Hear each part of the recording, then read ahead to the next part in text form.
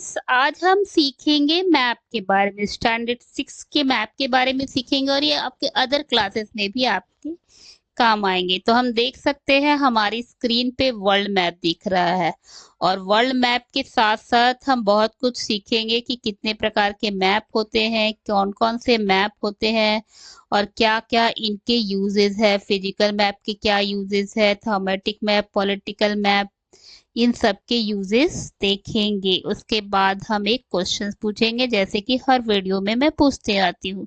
तो simple way में पहले हम देखते हैं ये हमारा क्या है, वर्ल्ड मैप है।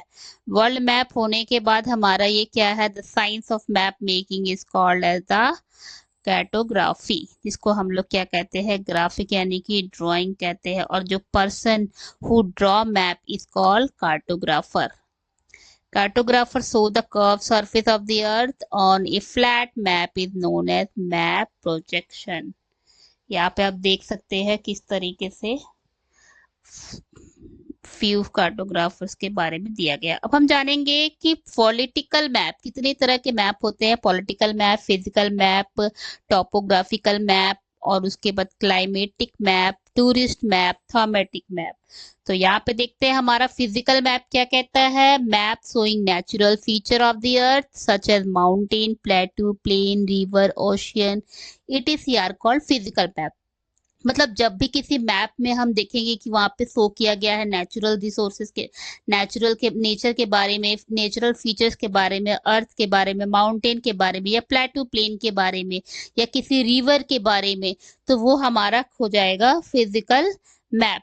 पॉलिटिकल मैप हमारा क्या हो जाएगा कि map showing city, town and villages and different countries. जब इस तरीके की बातें आएंगी, जब different countries, state, city, town को इंडिकेट किया जाएगा of the world with their boundaries are called political map, तो वो हमारा हो जाएगा पॉलिटिकल मैप।